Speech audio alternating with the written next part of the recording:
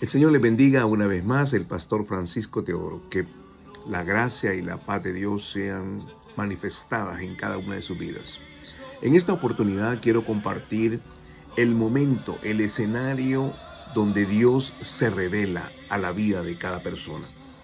Es curioso, es a veces difícil de entender cómo Dios se puede manifestar en un momento de debilidad, en un momento de frustración, en un momento aún de ira por las circunstancias que nos son contrarias, por la impotencia, por cuando vemos las realidades que están enfrente de nosotros y nos sentimos impotentes de poder enfrentarlas.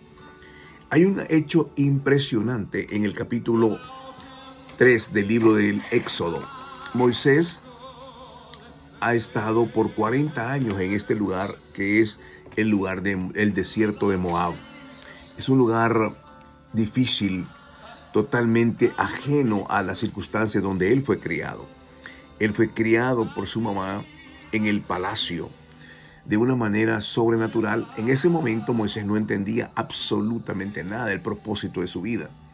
Pero después de este fracaso, él es exiliado al desierto de Moab por 40 años. Y ahí conoce a su mujer y a su suegro, Jetro.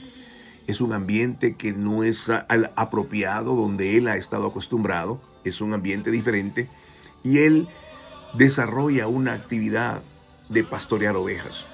Pero en ese momento, durante 40 años, pareciera que la mentalidad y la condición de Moisés está derrotado. Ya no hay más que hacer. Ya es un hombre de 80 años. Pareciera que todas las cosas fueron adversas y que el propósito de Dios nunca se manifestó en su vida. Aquellas enseñanzas de su madre parecieran simplemente una novela que no fueron realidad en su propia vida. Está en ese momento de frustración, en un momento en el cual todas las cosas no suceden como él se le había enseñado.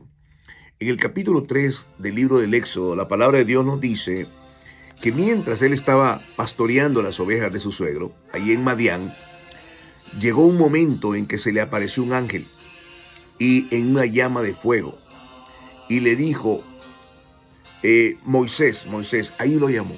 ¿Por qué fue que se apareció ese arbusto con fuego y no se quemaba? Él pasó de largo, según lo que describe la palabra, pasó de largo, no le tomó mucho interés, pero volvió a ver.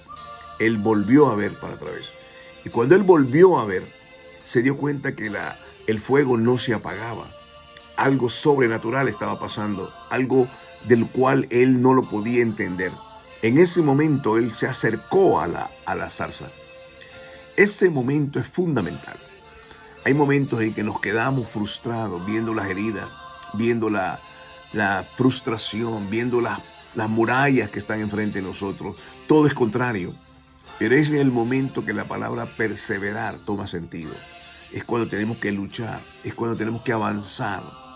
Es ahí donde él, en vez de quedarse simplemente acomodado y dice, bueno, no me importa, no es cosa mía, sencillamente él tomó una determinación. Él empezó a dar un paso al frente, siguió otra vez y avanzó hasta ver qué estaba pasando. Eso asombró a Dios. Eso cambió la vida de Moisés. Lo que Moisés estaba haciendo en ese momento, tomar la determinación de poder seguir hacia ese arbusto que estaba quemándose. En ese momento, Dios se le manifestó. Dios le mostró su gloria y le dijo, Moisés, Moisés. Y él fue asombrado. Y ahí la historia cambió. 80 años de su vida habían sido de una manera sin ninguna acto sublime o acto extraordinario.